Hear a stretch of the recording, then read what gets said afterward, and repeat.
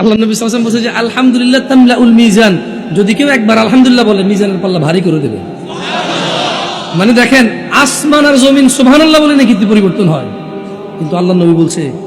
যে যদি কেউ আলহামদুলিল্লাহ বলে ওর আমলনামার এই আলহামদুলিল্লাহ যখন পাল্লায় রাখা হবে তখন ওর নেকির পাল্লা ভার থাকবে। তারপরে তো কেমন আছেন বললে বলা যায় বালা নাই বালা আছে, দুইটা কথা হয়ে যায়, বালা নাই নিলে বালা আছে, এই তো চলতেছে, যাচ্ছে কোন রকম, আছি কোন রকম, এই তো না। কেমন আছেন, কেমন আছেন, আমি কল করি আপনাদের, কেমন কি করবো এখন, আমি রিং বাজাবো দুইবারের পর আপনারা সবাই রিসিভ করবেন জোরে, কেমন ক্রিং ক্রিং,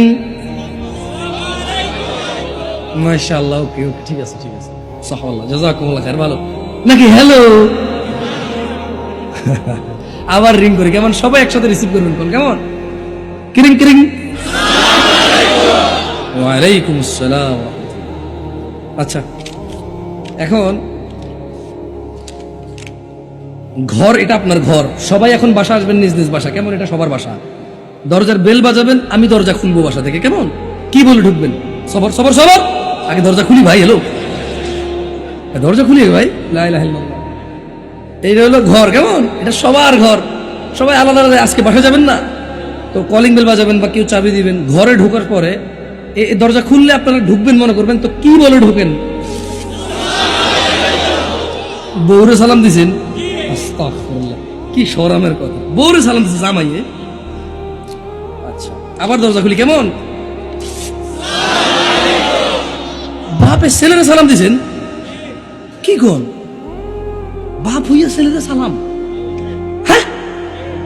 ও দেখেন কিছু লোক শরম পাইতেছে, ঘরে কেউ না থাকলেও ঢুকলে সালাম দিয়ে ঢুকতে, বুঝছেন তো। আচ্ছা এবারে ওই যে সুইচ বন্ধ করে ঘুমাবো, কেমন আমি এটা ছিঁড়লে বুঝবো যে সুইচ বন্ধ করছি, কি বলে বন্ধ করবেন বলবেন, কেমন মাশাআল্লাহ, তো দেখ পরীক্ষা করা লাগবে, পাশ হয়েছে মাশাআল্লাহ, আসলে পাশ হয়েছে। এখন এগুলা করেন কিনা বাসা এটা বলেন, আজকে থেকে আর মিস হবে, কেরেং কেরেং ঘরে ঢোকেন, ওয়ালাইকুম আসসালাম, আল্লাহ জাযাকুম খাইর ইয়া ইখওয়ান, আল্লাহ আপনাদের উত্তম প্রতিদান দান করুন।